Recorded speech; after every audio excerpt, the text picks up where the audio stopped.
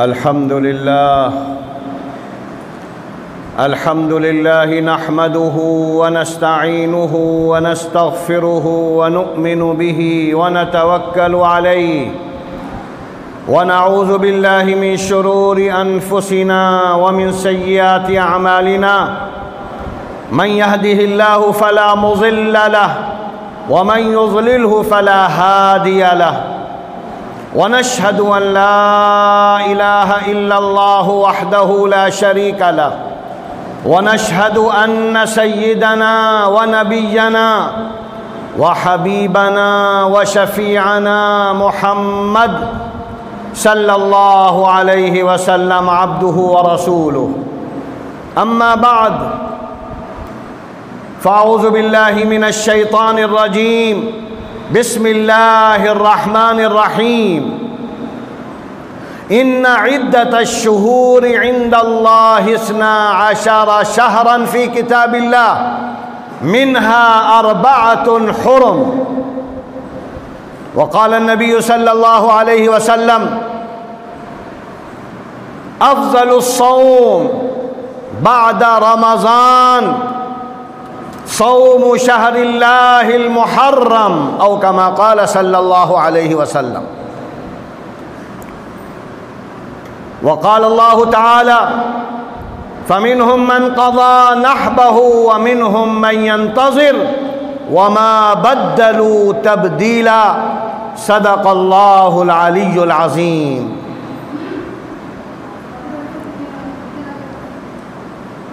جامعہ ام الخیر نسواں کے ذمہ داران حضرات، جامعہ کی معلمات، استانیاں اور ہماری عزیز طالبات، یہاں پڑھنے والی اور تعلیم حاصل کرنے والی چھوٹی بڑی بچیاں، سب کو سب سے پہلے تو سلام پیش ہے. السلام علیکم ورحمۃ اللہ وبرکاتہ. آج جو پروگرام ہے وہ مہینے کی مناسبت کے اعتبار سے خاص اسی موضوع پر چند اہم باتیں آپ کے سامنے رکھی جائیں گی. آپ لوگ طالبات ہیں، یہاں پڑھتی ہیں، لہذا ان معلومات کو آپ کو سننے کے بعد یاد بھی رکھنا ہے اور اپنی کاپیوں پر نوٹ بھی کرنا ہے، کیونکہ یہ معلومات آپ کو 10 کتابیں پڑھنے کے بعد ملیں گی. اور یہاں آدھے گھنٹے میں انشاءاللہ، کیونکہ 8:30 بجے نماز ہے، اس سے پہلے جو اہم چیزیں ہیں وہ آپ کو بتلائی جائیں گی. لہذا جو ہماری معلمات ہیں ان سے بھی درخواست ہے کہ اہم باتوں کو لکھیں، اور جو ہماری طالبات ہیں خاص طور پر بڑے درجے کی، وہ بھی نوٹ کرتی رہیں، اس لیے کہ یہ چیزیں آپ کو ادھر ادھر کتابوں میں اس طرح نہیں ملیں گی. تو سب سے پہلے تو میں آپ سے یہ بتلانا چاہتا ہوں، یہ ہے محرم کا مہینہ. محرم کا تذکرہ قرآن میں ہے، محرم کا تذکرہ احادیث شریفہ میں ہے. قرآن میں اللہ نے فرمایا کہ اے لوگو، ہم نے دن پیدا کیے، مہینے پیدا کیے، سال بھر میں 12 مہینے ہم نے بنائے ہیں، اور ان 12 مہینوں میں 4 مہینے محترم ہیں، عزت والے ہیں، ایسے ہیں کہ فَلَا تَظْلِمُوا فِيهِنَّ أَنفُسَكُمْ، اس میں لڑائی نہ ہو، دنگا نہ ہو، مار پیٹ نہ ہو، کچھ نہ ہو. منہا 4 حرم فلا تظلموا فیہن انفسکم. لہذا محرم کا مہینہ قرآن میں ہے. اللہ کے رسول نے فرمایا محرم کی 10 تاریخ کو روزہ رکھنا افضل روزہ ہے۔ رمضان کے روزوں کے بعد جو افضل روزہ ہے وہ 10 محرم کا ہے، اور کل 10 محرم ہے، آج محرم کی 9 تاریخ ہے۔ اور ایک حدیث میں اللہ کے رسول نے فرمایا کہ اگر میں زندہ رہا تو میں 2 دن کے روزے رکھوں گا، 9 کا اور 10 کا، اس لیے کہ یہودی 10 کا روزہ رکھتے ہیں، ہم ان کی مخالفت کریں گے، لہذا 9 اور 10 اب امت کا اس پر اتفاق ہے کہ مستحب اور افضل جو روزہ ہے وہ 9 اور 10 یا 10 اور 11 یعنی 2 دن رکھنا چاہیے، 1 دن نہیں صرف، تاکہ دونوں حدیثوں پر عمل ہو جائے۔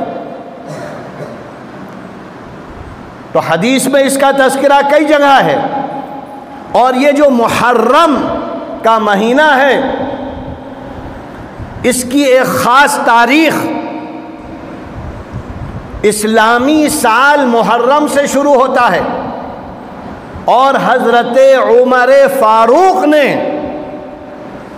مشورہ کیا کہ اسلامی سال ہونا چاہیے، ایک تو عیسوی ہے سورج کے اعتبار سے، جنوری، فروری، مارچ، اپریل، مئی، جون، جولائی، اگست، ستمبر، اور ایک ہے عربی چاند کے اعتبار سے۔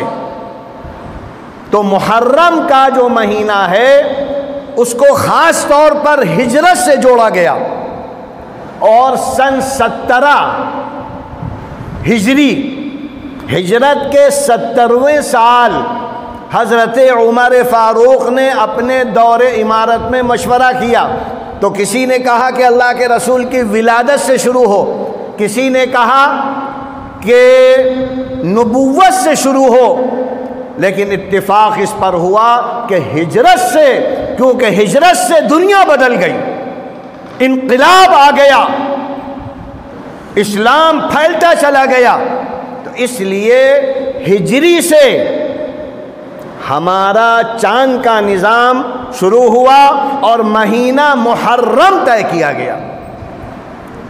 تو یہ سال کا پہلا مہینہ ہے، عربی سال شروع ہوتا ہے محرم سے، محرم، صفر، ربیع الاول، ربیع الثانی، جمادی الاول، جمادی الثانی، رجب، شعبان، رمضان، شوال، ذوالقعدہ، ذی الحجہ، یہ دماغوں پہ رہنے چاہیے مہینے، اس لیے کہ ہماری اسلامی تاریخ کا زیادہ تر واسطہ چاند کے مہینوں سے ہے، اور سورج کے جو مہینے ہیں جس سے اس کا نظام ہے، جس کو عیسوی کہتے ہیں، وہ بھی ہمارے لیے ضروری ہے جاننا، اس لیے کہ نماز کا اوقات انہی سے معلوم ہوتے ہیں، ظہر کب ہوگی، عصر کب ہوگی، مغرب کب ہوگی، فجر کب ہوگی، یہ عیسوی نظام ہے، تو دونوں نظام ہم کو جاننا ضروری ہے۔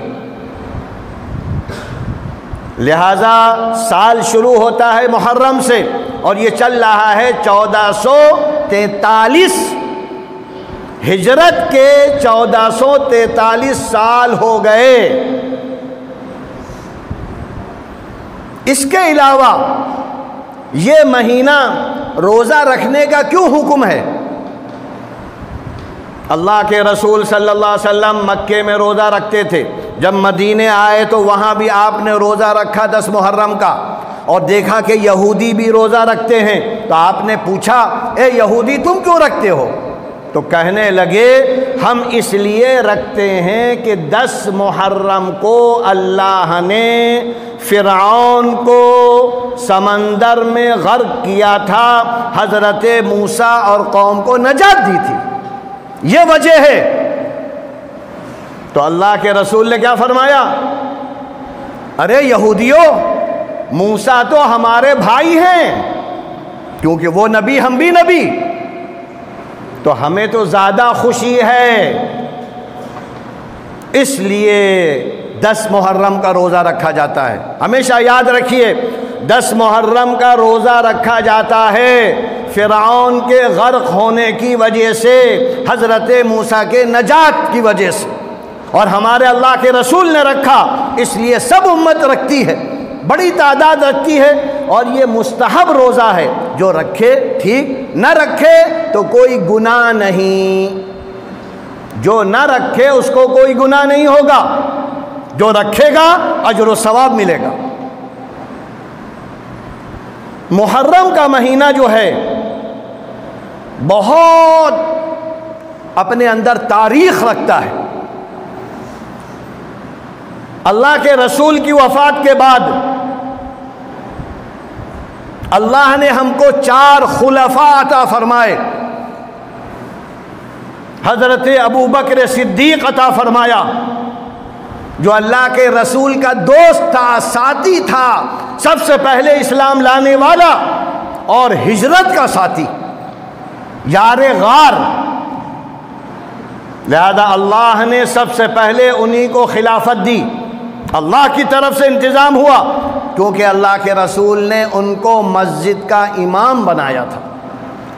جو ہمارے دین کا امام ہے وہی دنیا کا امام ہے، یہ حضرت عمر فاروق نے کہا تھا، اسی لیے سب نے بیعت کر لی۔ خلیفہ اول ابو بکر صدیق اور نمبر 2 حضرت عمر فاروق۔ حضرت ابو بکر نے حضرت عمر کو خلیفہ نامزد کر دیا، سب نے مان لیا، اس لیے کہ حضرت عمر وہ عمر ہیں جن کے بارے میں اللہ کے رسول نے دعا کی تھی، تو دعا کی وجہ سے وہ ایمان لائے ہیں، اور حضرت عمر فاروق جب ایمان لائے ہیں تو اسلام میدانوں میں آ گیا، کھل گیا، اور قرآن میں اللہ نے کئی مرتبہ حضرت عمر فاروق کے رائے مشورے کو پسند کیا ہے، موافقات عمر۔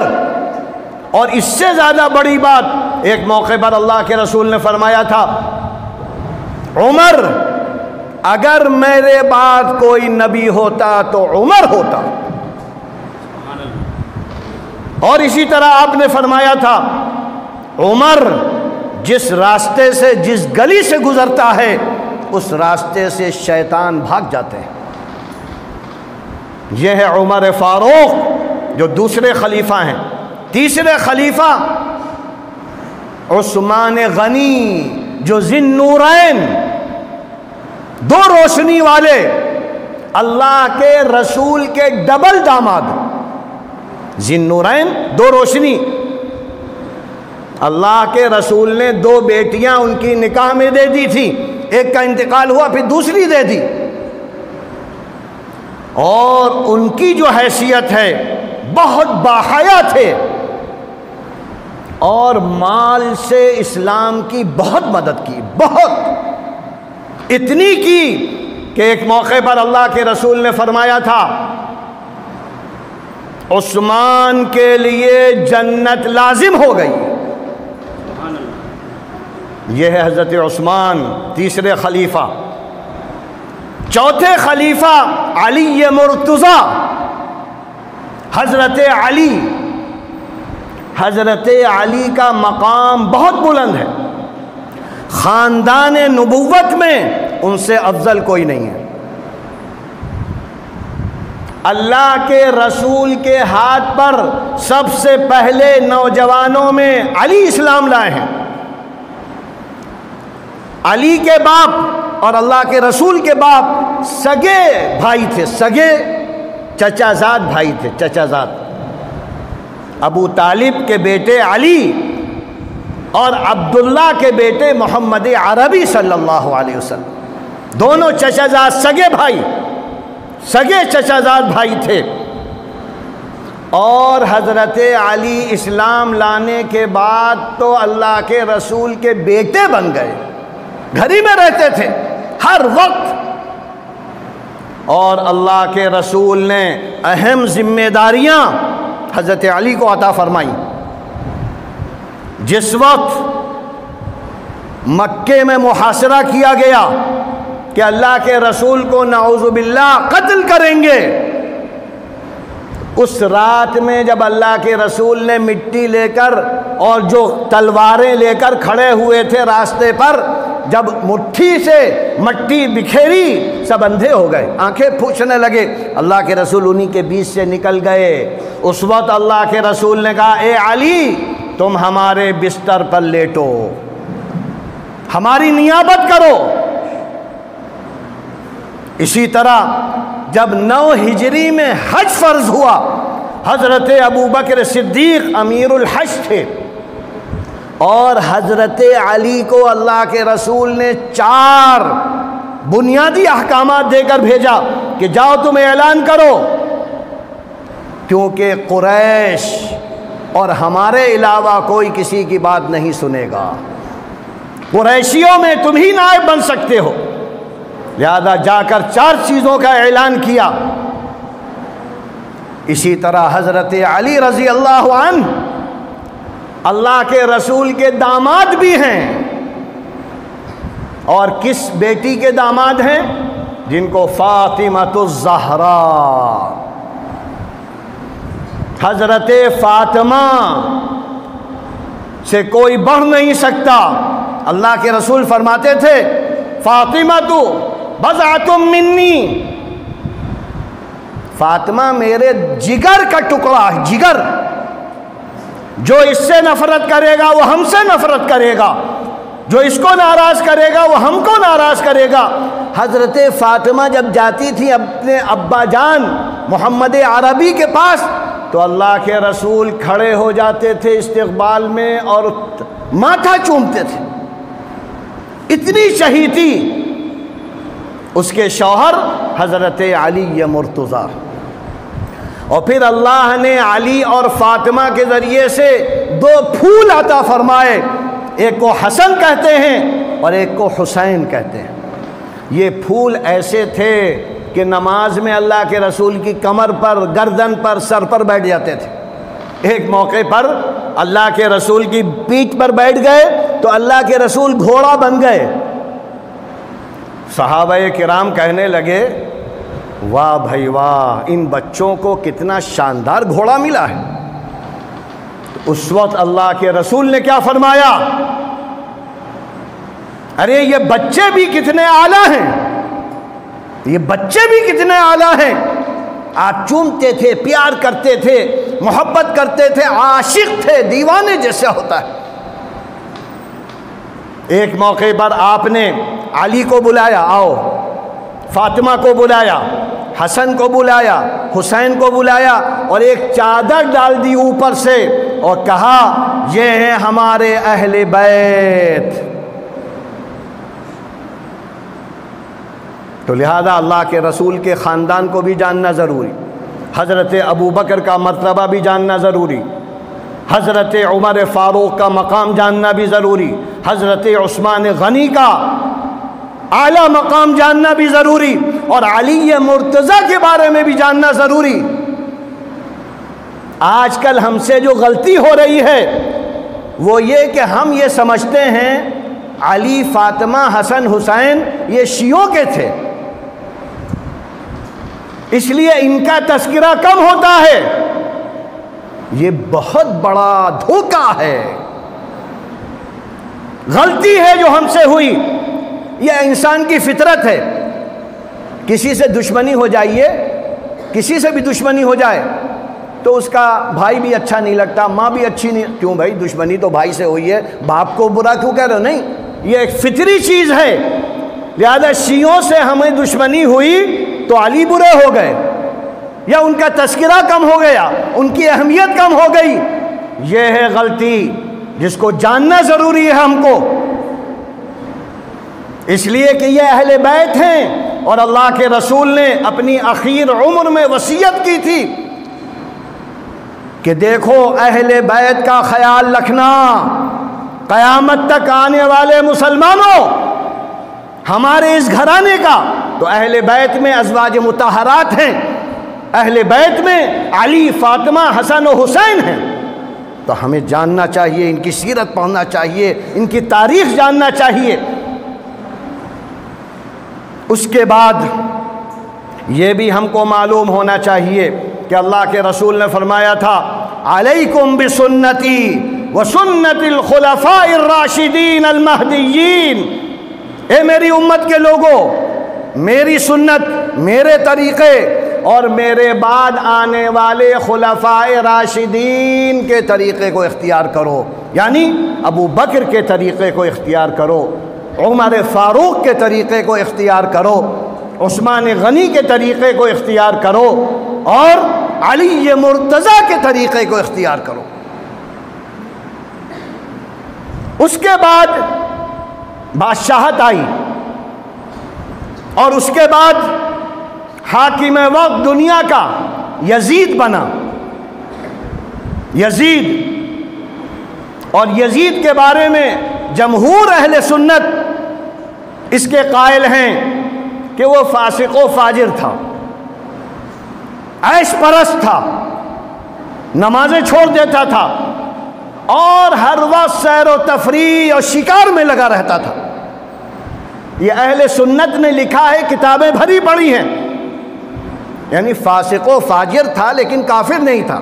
بہت سے لوگوں نے کافر بھی لکھا ہے لیکن غلط لکھا ہے، وہ کافر نہیں تھا، تعیش میں زندگی تھی۔ لہذا اس وقت جو بڑے بڑے صحابہ کرام تھے، حضرت عبداللہ بن عمر، حضرت عبداللہ بن عباس، حضرت عبداللہ بن زبیر، حضرت عبد الرحمن بن ابی بکر، حضرت حسین، انہوں نے صاف انکار کر دیا کہ ہم اس کے ہاتھ پر بیعت نہیں کریں گے، کیونکہ یہ خلافت راشدہ پر نہیں ہے اور بادشاہ اور ظالم بادشاہوں میں ہے۔ اس لیے حضرت حسین کوفہ کے لوگوں کے اصرار پر مدینے سے گئے ہیں ہجرت کر کے، تاکہ اسلامی نظام قائم کریں، اور کہتے تھے اگر ہم نے یزید کے ہاتھ پر ہاتھ دے دیا، کل میدان حشر میں اللہ کہے گا، اللہ کے رسول کہیں گے تم نے دنیا کی خاطر دین اسلام کو بیچ دیا۔ یہ خوف تھا ان کا، ڈر تھا، اس لیے نکلے تھے، اس لیے اپنے گھر کو انہوں نے چھوڑا، اپنے وطن کو چھوڑا، اپنی سہولتوں کو چھوڑا، اور چلتے چلتے چلتے مقابلے کے لیے ادھر یزید چاہتا تھا کہ ان کو ذلیل کر کے جھکا دے، حسین کو جھکا دے، گردن نیچی کر دے، اور انہوں نے کہا یہ نہیں ہو سکتا، باطل کے ہاتھ پر میں کبھی بھی بیعت نہیں کر سکتا چاہے گردن کٹ جائے۔ اس طرح حضرت حسین گئے ہیں اور ان کے ساتھ قافلے شامل ہوتے چلے گئے، خاندان کے 72 نوجوان اور عورتیں ساتھ گئیں کہ ہم بھی چلیں گے، ہم یہاں کیا کریں گے۔ اس طریقے سے حضرت حسین نکلے ہیں اس مقصد کے لیے کہ اسلامی شریعت کو نافذ کریں گے، باطل کے ہاتھ پر ہاتھ نہیں دیں گے، یزید نافرمان ہے، اسلامی شریعت نافذ نہیں کر رہا ہے۔ اس طرح روانہ ہوئے، چلتے رہے، یہاں تک کہ یزید نے بڑے بڑے اس وقت کے ظالم جابر غنڈے ان کو لگا دیا، اور ان میں سب سے بڑا بدماش عبید اللہ بن زیاد، اس کو بصرے کا گورنر بنا کر پھر کوفے کا گورنر بنایا، اور یزید کے حکم پر حضرت حسین کو ذلیل کر کے لانے کے لیے 1000 کی فوج بھیجی حر ابن قیس کے ذریعے، اور وہ بار بار روکتے رہے، راستہ روکتے رہے، منع کرتے رہے۔ حضرت حسین نے کہا کہ ہمیں جانے دو، ہم کوفہ جا رہے ہیں، لڑنے نہیں جا رہے ہیں۔ اس کے بعد آگے بڑھتے رہے تو یزید نے سوچا، عبید اللہ بن زیاد نے سوچا کہ اگر اسی طریقے سے ہوا تو حسین پہنچ جائیں گے، تو لہذا پھر ان لوگوں نے حضرت حسین کو روکنے کے لیے 4000 کی فوج بھیجی، عمرو ابن سعد یا عمر ابن سعد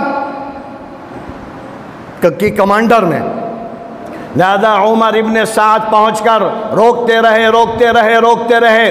حضرت حسین نے کہا یا تو ہمیں یزید کے پاس لے چلو، ہم اس سے بات کریں گے، یا ہمارا راستہ چھوڑ دو، یا ہم کو جانے دو کوفہ۔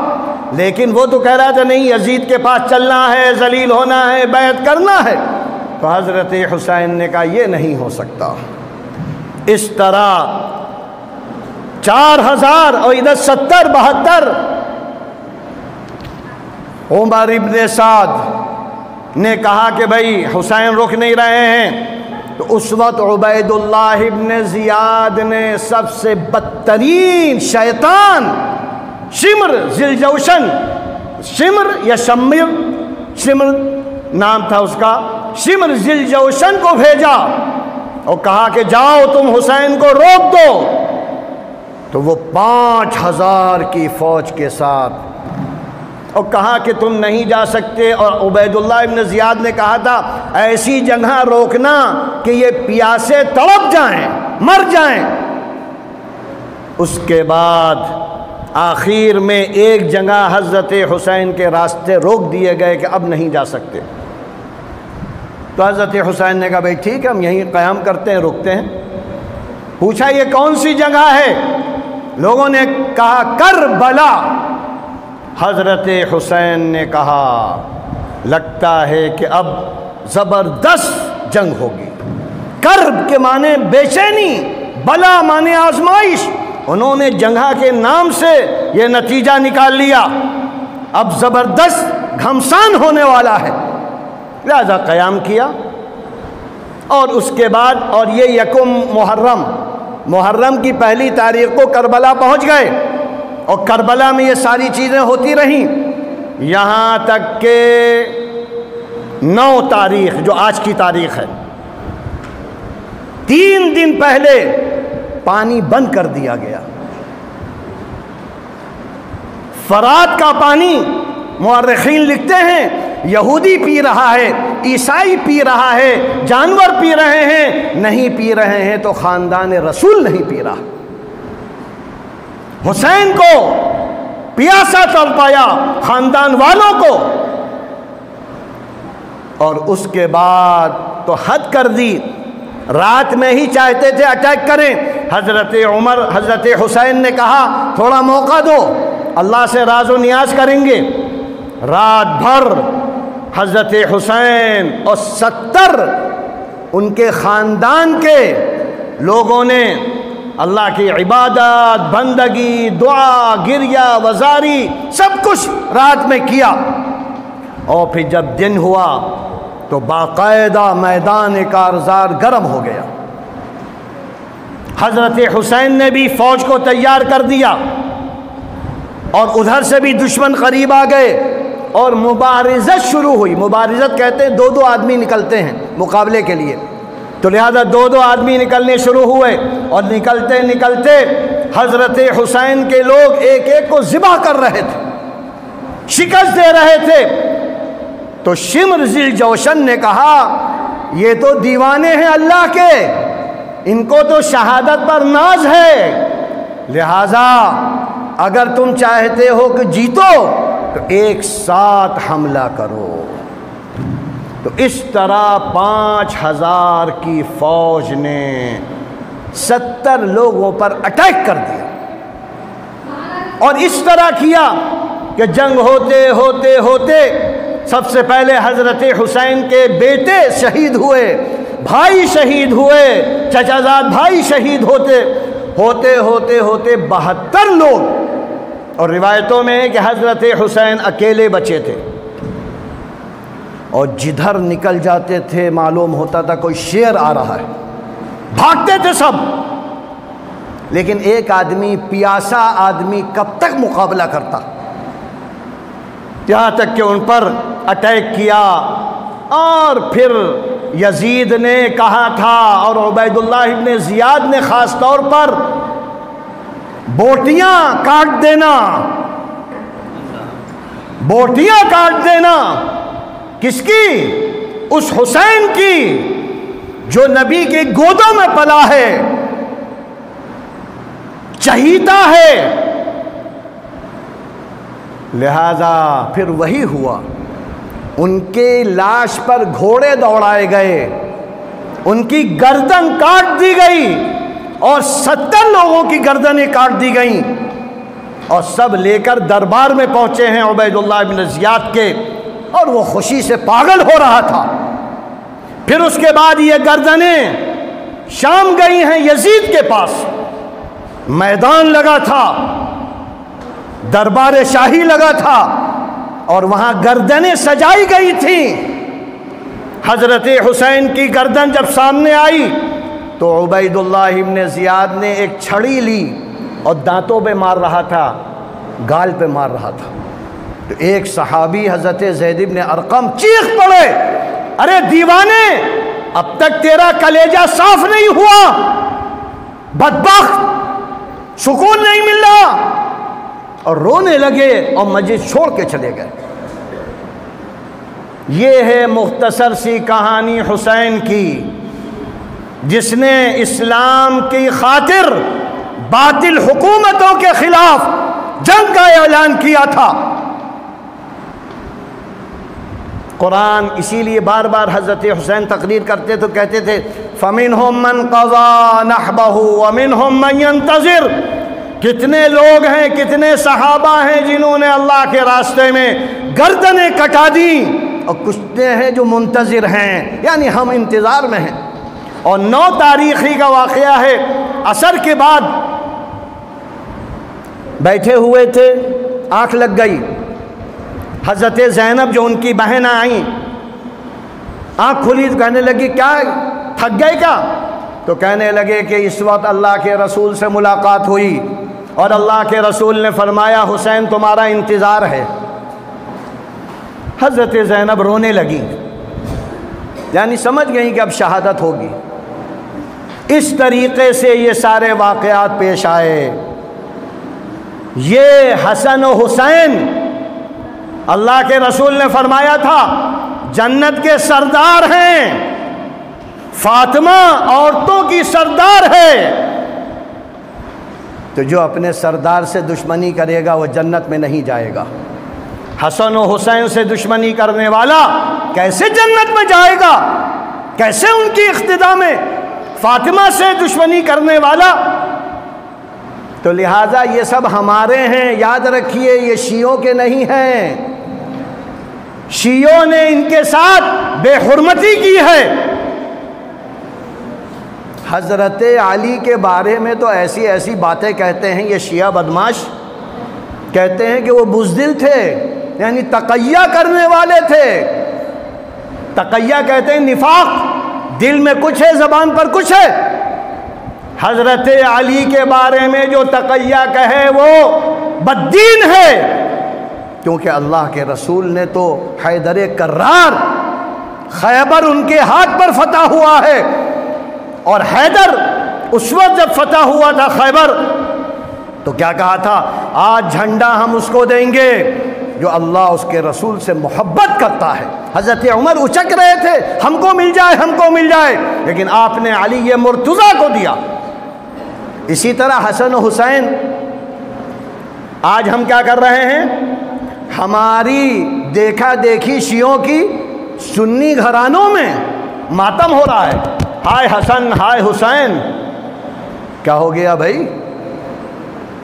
چیخ رہے ہیں، چلا رہے ہیں، رو رہے ہیں، یہاں تک کہ انہوں نے اپنی عورتوں کو کہہ دیا چوڑیاں نہ پہننا، زیورات نہ پہننا محرم بھر میں۔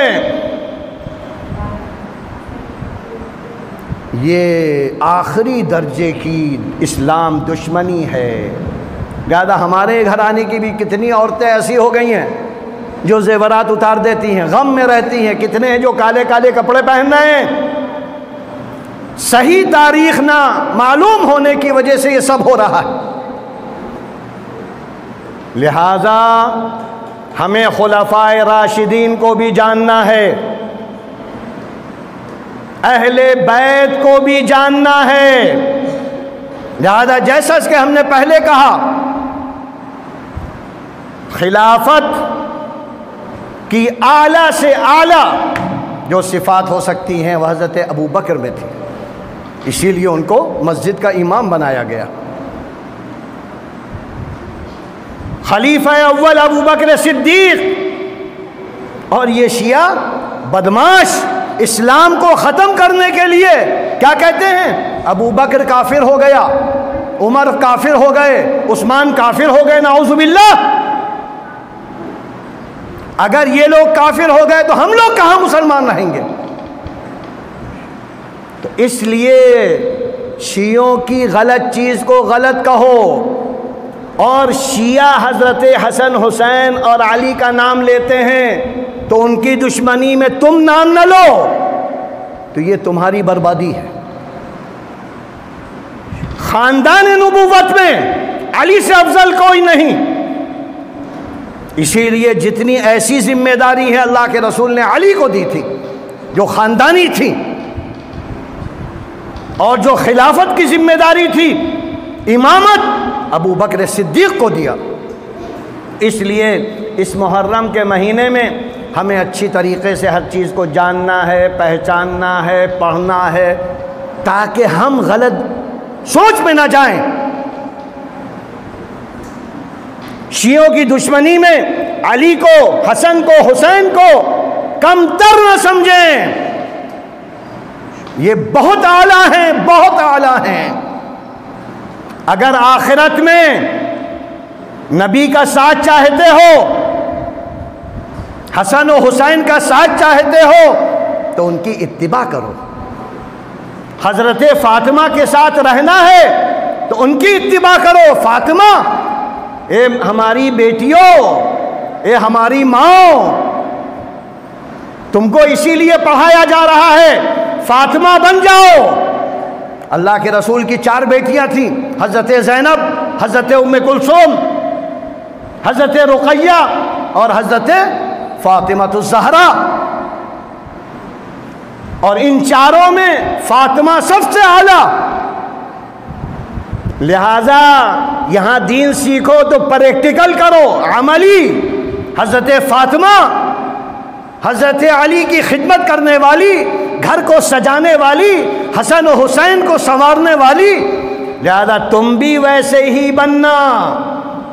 جب شادی ہو تو فاطمہ کے نقش قدم پہ چلنا، شوہر کی اطاعت کرنا، گھر کو جنت بنا دینا، اور جو پھول کھلیں، جو بچے پیدا ہوں، ان کو حسن و حسین جیسا بنانا۔ آج اگر تم نے یہ تمنا کی، کل اللہ ایسا دکھائے گا۔ تاریخ پڑھو ان سارے لوگوں کی، انشاءاللہ تمہارا یہاں آنا، یہاں رہنا، تربیت پانا مبارک ہوگا۔ بڑی خوشی ہوئی کہ یہاں کی جو ذمہ دار ہیں، تم لوگوں کے لیے کھانا، پینا، رہنا، اٹھنا، بیٹھنا رات دن ایک کیے ہیں، ٹھوکریں کھا رہے ہیں کہ تم اچھی بن جاؤ۔ تو لہٰذا ان کی محنت کو ضائع نہ کرنا، دین سیکھنا تو ایسی دیندار بننا کہ نمازیں نہ چھوٹیں، قرآن نہ چھوٹے، ذکر و اذکار نہ چھوٹے، اور جب کسی گھر میں بیاہ کر جانا تو پورا خاندان تم پر رش کرے، ہاں فاطمہ کی بیٹی آ گئی۔ اللہ تعالی ہم سب کو عمل کی توفیق عطا فرمائے، دین کو سمجھنے والا بنائے، دین کا سپاہی بنائے، اور ہماری ان ساری بچیوں کو حضرت خدیجہ، حضرت عائشہ، ازواج مطہرات کے نقش قدم پر چلائے، بنات طیبات کے نقش قدم پر چلائے، صحابیات کے نقش قدم پر چلائے، اور بڑی بڑی جو مائیں گزری ہیں ان کے نقش قدم پر چلائے۔ اللہ تعالی یہاں آنے کو قبول کرے، باتوں کو قبول کرے، ہمارے اندر اہل بیت سے محبت پیدا کرے، عشق کی حد تک دیوانے ہو جائیں، تاکہ کل جنت میں اہل بیت کے ساتھ، نبی پاک صلی اللہ علیہ وسلم کے ساتھ ہم سب کا حشر ہو، اور حوض کوثر سے جب سیرابی ہو تو پھر جنت ہی ملے گی۔ وآخر دعوانا ان الحمد للہ رب العالمین۔